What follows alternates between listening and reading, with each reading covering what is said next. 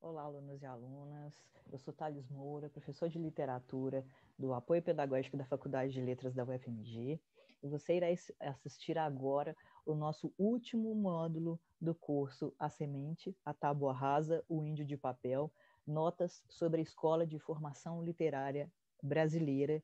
Esse módulo é dedicado ao estudo do poema Ijuca Pirama, de Gonçalves Dias, e o seu contexto de produção, certo? Vamos fazer, então, pessoal, uma recapitulação, certo? Do que nós vimos até agora no nosso curso, de onde partimos e onde pretendíamos chegar, certo? Avaliar, então, essa nossa trajetória até aqui, certo? Então, nós começamos o nosso trabalho aqui, os primeiros módulos, iniciamos o primeiro módulo especificamente, partindo aí do conceito de formação literária visto por Antônio Cândido, certo? Para poder entendermos aí o que Antônio Cândido estava considerando ali naquele seu livro muito estudado pelo pessoal da literatura e da letras a respeito da formação da literatura brasileira, o que ele estava distinguindo como manifestações literárias e a literatura propriamente dita dentro do seu contexto ali, né, de entendimento, né, as suas formações a respeito da literatura. Nós vimos também depois teóricos, né, que fizeram uma releitura do conceito de formação de literatura para Antônio Cândido, né, principalmente na questão de ele não ter considerado o barroco como parte do processo de formação da literatura brasileira e o que isso significou, né, dentro da nossa historiografia literária. Vimos aí o caso específico de Gregório de Matos, que é um caso não considerado por Antônio Cândido, certo? No nosso segundo módulo, começamos a fazer algumas leituras dos textos ali da literatura dita de informação, né? Os primeiros cronistas ali do período seiscentista, né? E o que eles estavam escrevendo sobre o Brasil, os primeiros textos que circularam aí sobre o Brasil, e a partir dessa literatura de informação, do conhecimento, então, né, de que tínhamos aí uma literatura especificamente descritiva, nós partimos aí já para a ideia do que eu quis considerar a semente e a tábua rasa dentro desses textos, né? Então, nós começamos a estudar como essas metáforas elas apareciam nesses textos e elas tinham uma forte carga aí, semântica que vinculava as ideias do colonizador a um processo não só literário, ali, de construção literária, as primeiras manifestações literárias, mas também uma significação forte dentro do contexto de formação da nossa sociedade brasileira, certo? Então, nós vimos o sermão do padre Antônio Vieira, o sermão da Sexagésima, certo? Nós vimos também os diálogos das grandezas do Brasil, em que as primeiras considerações sobre a terra, as primeiras definições do que eles entendiam que eram os índios e a cultura dos índios, certo? Posteriormente, aí nós trabalhamos com a catequese, a literatura de catequese, né? O poema pedagógico e religioso de José de Anchieta. Como José de Anchieta foi um ponto de inflexão ali no barroco, né? E todas as questões que a literatura produzida por ele trouxe ali, né? Devemos considerar o contexto histórico de produção daqueles textos, uma vez que não havia uma cultura letrada aqui, né?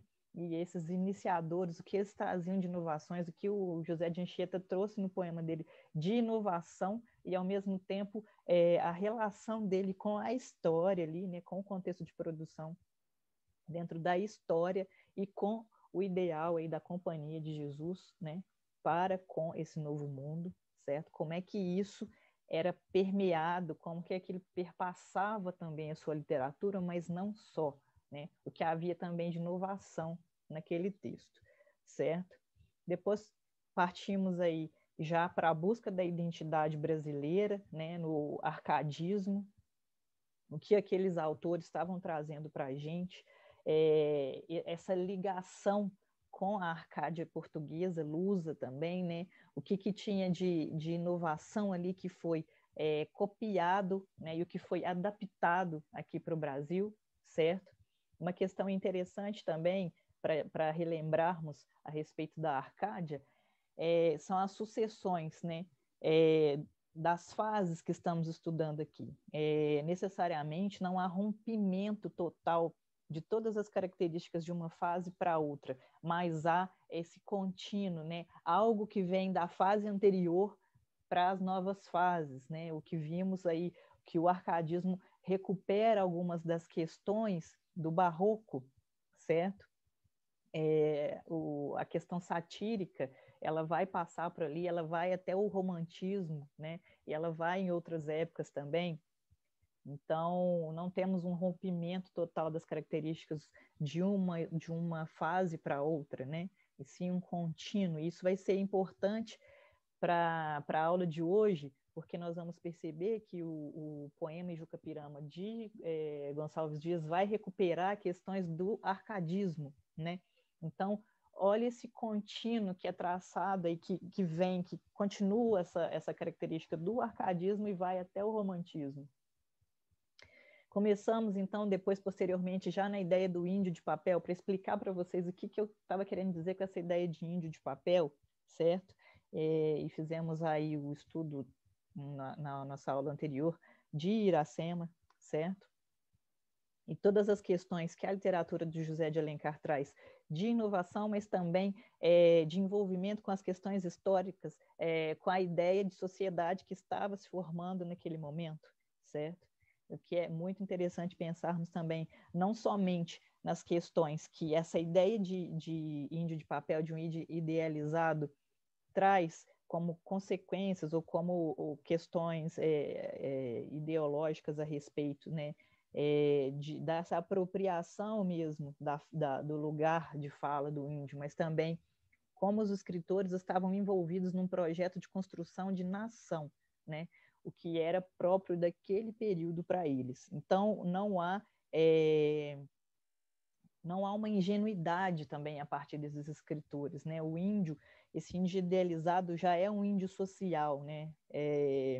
Antônio Cândido vai apontar isso, que o índio idealizado ali no romantismo não é o índio de verdade. Já na cabeça dos escritores, ele já é um índio social, porque ele fazia parte de um processo não só literário, né? Um projeto não só literário, mas um projeto de sociedade por vir ali, né? A gente tem a ascensão da burguesia naquele momento, os primeiros leitores que começaram a se formar, e o processo recente de independência brasileiro, que necessitava, né, de bases fortes, de um Estado Nacional forte para se afirmar como nação. Então, isso estava tudo muito ligado, certo? Então, partindo já para a aula de hoje, certo? Nós vamos falar aí necessariamente do Gonçalves Dias. Gonçalves Dias está situado aí no romantismo, na primeira fase do romantismo, certo? Então, vamos entender o que acontecia aí nessa primeira fase do romantismo, certo? Vou projetar aqui para vocês o nosso slide de aula.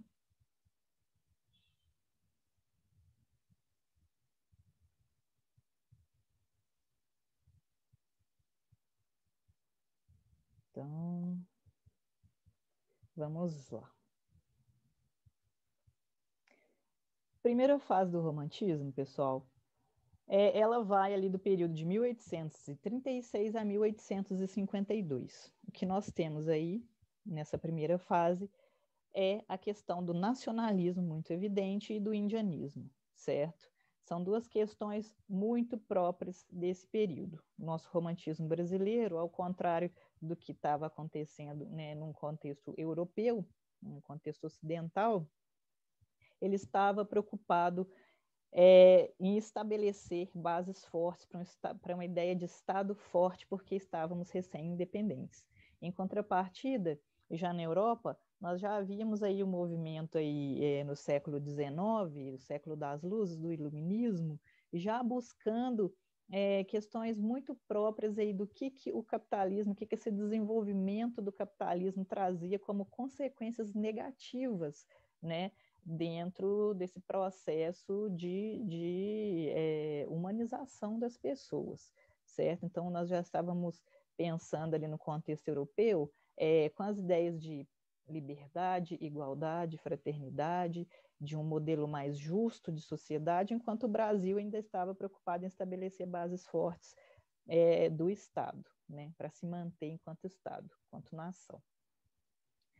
O que é muito próprio do período do romantismo da primeira fase também é essa busca da identidade nacional, que está ligada exatamente a isso que eu estou comentando, dessa recém-independência do país, certo? E alguns nomes, os nomes principais aí que vão abordar isso, principalmente a partir da ideia do indianismo, dessa figura do índio como o herói nacional, nós temos a figura de José de Alencar e Gonçalves Dias, certo?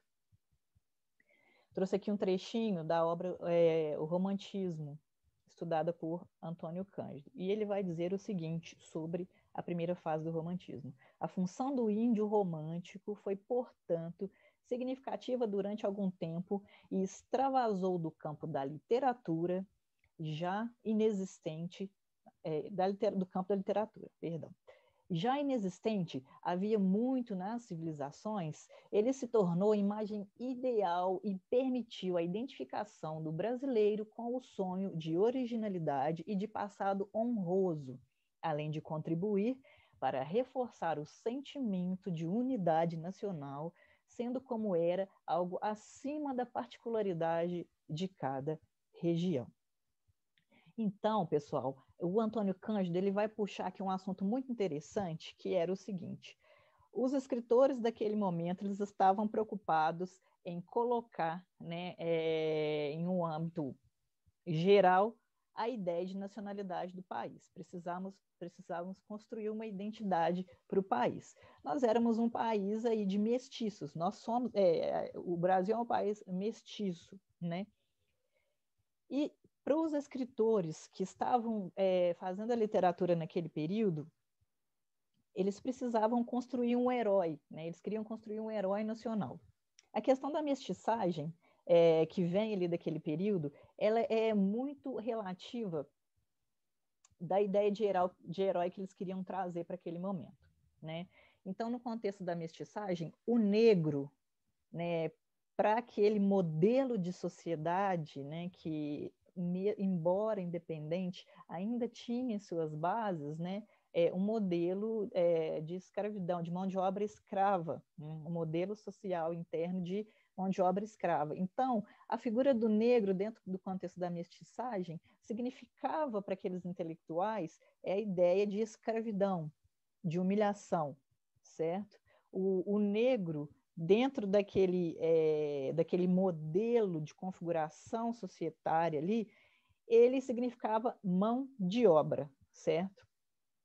E o índio, ele, ligado aos referenciais da natureza, ele trazia uma significação para aqueles escritores que buscavam muito das suas bases na literatura ocidental, a ideia de herói e do cavaleiro medieval. Então, a ideia do índio, ela era assimilada por esses escritores com mais facilidade do que a ideia do negro, porque a ideia, o índio significava para eles uma imagem, e aí isso a gente vai ver desde a literatura produzida no período da literatura de informação, essa ideia do índio como um bom selvagem, né? O índio como puro, a visão edênica, vocês vão se recordar da visão edênica que nós líamos nos textos da literatura de informação, vai ser considerado desde o início para os escritores uma figura mítica, né? Uma figura de povos originários, povos que já estavam aqui, que viviam aqui em plena harmonia, certo? E o negro, não, ele vai ser considerado esse que chega de outros lugares, esse que não é considerado uma figura local, e ele que está ligado aos processos de escravização de mão de obra escrava, né? Desde já a visão dos jesuítas, que não incluíam os negros no processo aí de catequização, certo? Apesar de tudo isso, certo? Dessa questão da humilhação e da assimilação, quem era a imagem humilhada para eles e quem era a imagem assimilada, nós temos, apesar disso tudo, a ideia de democratização que o romantismo traz dentro daquele contexto de poucos letrados no Brasil. Ora, o Antônio Cândido vai dizer o seguinte sobre esse período. O romantismo puxou a literatura para temas e paisagens locais, usando linguagem mais natural, aproximada dos usos linguísticos, embora o correr do tempo a faça parecer afetada para nós. O homem comum ficava à vontade quando lia numa péssima ficção de Joaquim Norberto ou num bom romance de Alencar, que os figurantes passeavam na Floresta da Tijuca, andavam pela Praia do Flamengo e trabalhavam na Rua do Ouvidor. Nos poemas, ouviam falar do conhecido sabiá, compreendiam as alusões às virgens morenas e acomodavam bem o ouvido aos ritmos parecidos com o das letras de modinha. Então, o que o Antônio Cândido está querendo dizer aqui para a gente, que embora essa linguagem dos textos românticos daquele período pareça afetada para nós, né, essa literatura que surge naquele momento, ela democratizou, né, a literatura para os primeiros letrados daquele momento, né? Porque até então o que tinha de literatura para a gente era o que vinha de fora, certo? Existia pouca produção nacional naquele momento, né? Éramos um país de poucos letrados, e os poucos e minguados letrados eles se dedicavam também em outras esferas de atuação da sociedade, como no jornalismo, como na política, certo? Então, eles não se dedicavam totalmente a essa função da literatura, né? Enfim.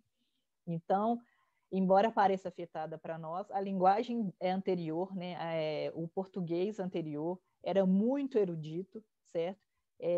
Trazia muitas características da literatura clássica ocidental, e muitas das pessoas que a gente tinha uma recém classe que tinha ascendido, né, a burguesia brasileira, muitos não tinham tido acesso ainda a essas leituras, né, clássicas ocidentais, então era difícil assimilar muitas das referências que vinham naqueles livros. E a literatura romântica, por querer trazer esses elementos locais, fazia com que a classe burguesa, né, recém-ascendida naquele momento, tivesse vontade de ler, porque ela se reconhecia naquela literatura, certo? Trazia coisas muito próprias da terra, né?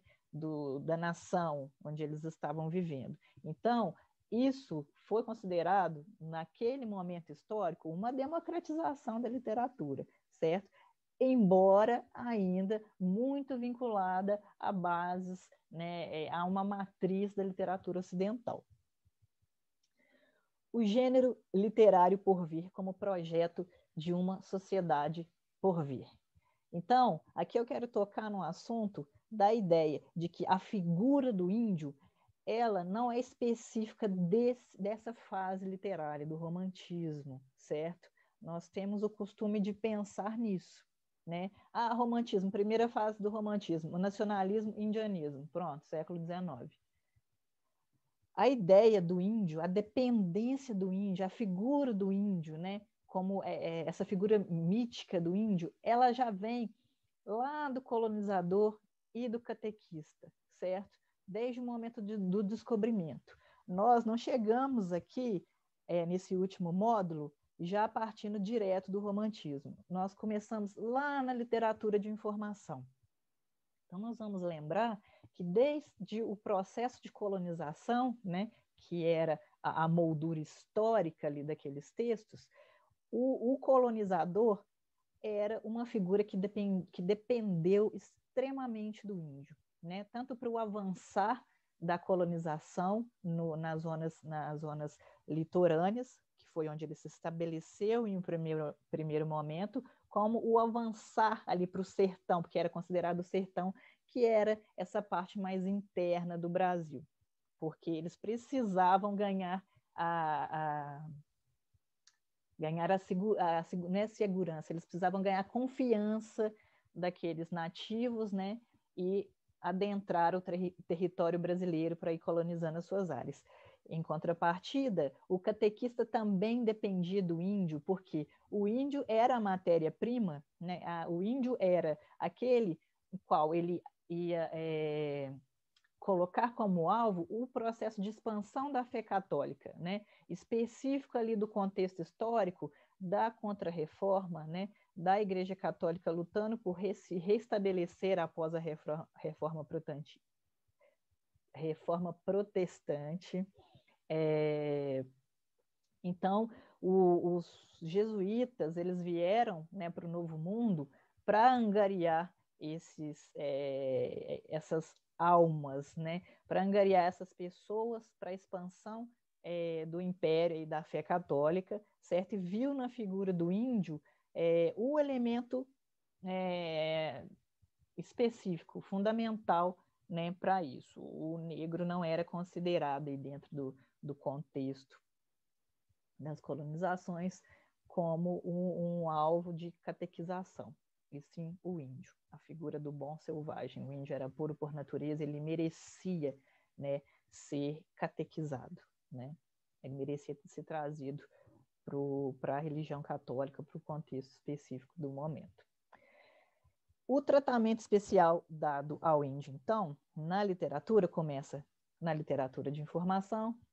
Lembramos aí a Carta de Peru Vaz Caminha, como é que ele vai elogiar os corpos dos índios, como é que é essa visão edênica do índio dentro da Carta de Peru Vaz Caminha.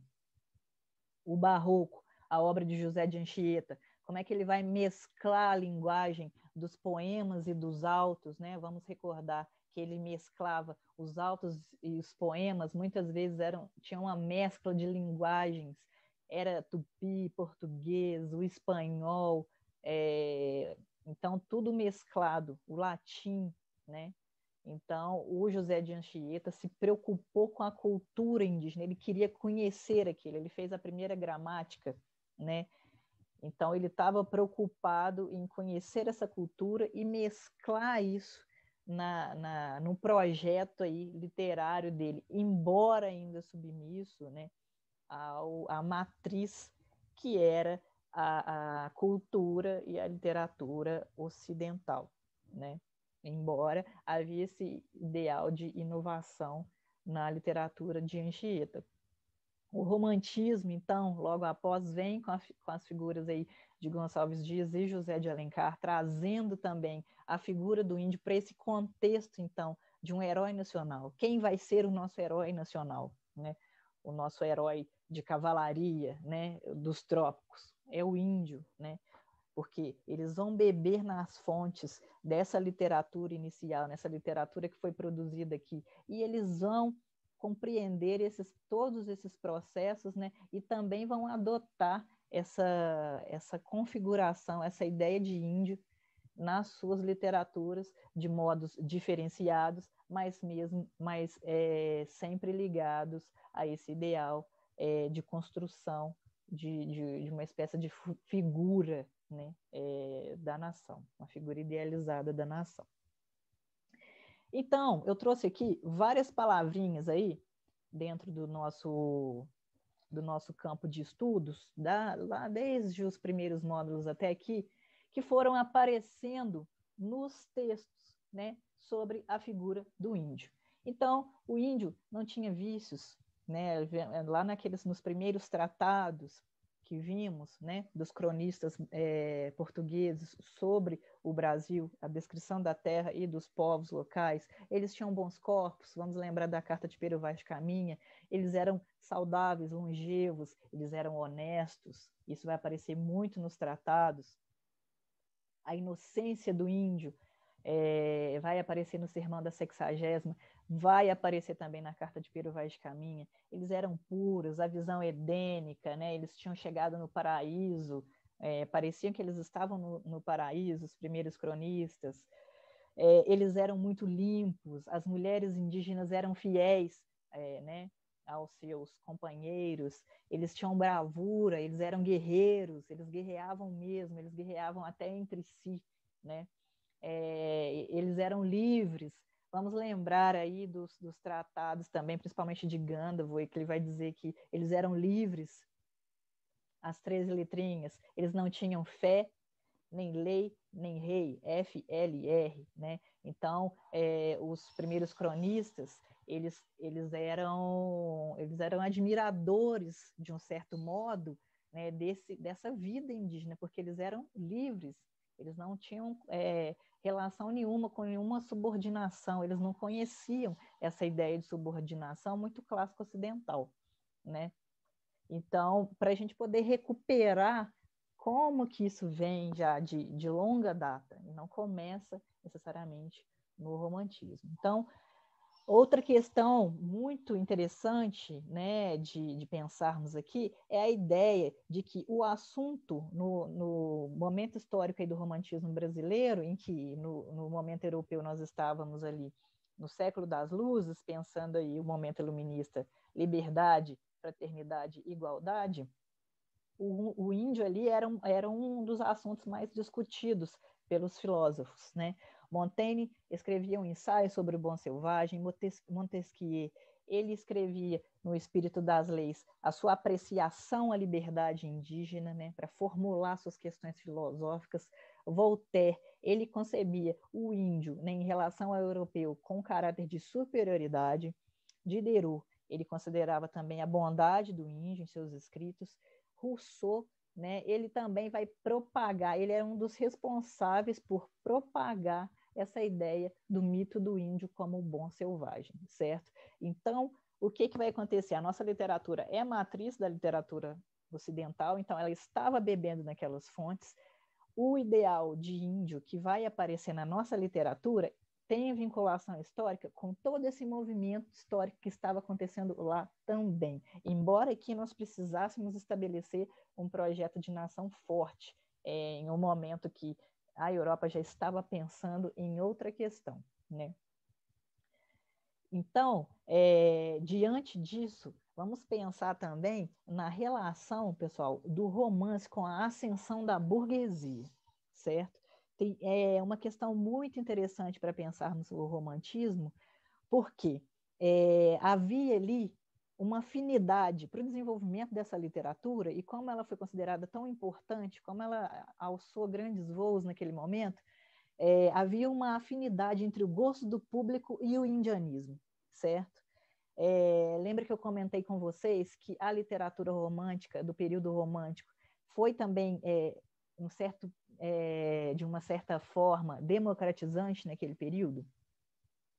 Pois bem, Nelson Werneck Sodré, que vai estudar a relação da literatura com os movimentos econômicos e sociais do período ali do Segundo Império Brasileiro, ele vai dizer o seguinte, que Alencar, o fundador do romance brasileiro, começa, salvo rascunhos, a que não é possível conceder demasiada atenção, com o romance indianista, a saber, Guarani. Esse romance alcança, desde o seu aparecimento em folhetins, uma voga extraordinária, difunde-se com uma rapidez curiosa, desperta um enorme interesse. A poesia de Gonçalves Dias, por outro lado, suscita entusiasmo, alcança uma repercussão singular, fica retida na memória dos leitores. No entanto, pessoal, é só isso. A poesia, ela alcança uma repercussão, fica na memória. O romance de Alencar, ele vai ter maior repercussão, ele vai ter maior leitura por parte dos intelectuais daquele momento, porque naquele momento nós tínhamos ali em ascensão, né, a burguesia brasileira, e eles eram interessados principalmente na questão do romance. O romance é um gênero muito ligado à ascensão da burguesia. era o gosto preferido deles. Nós não tínhamos muitos leitores de poesia naquele momento. Então, em razão disso, o romance ele deslancha, né, naquele momento, pela questão de afinidade e gosto do público, certo? Então, o indianismo ele vai ter traços da sociedade da época, certo?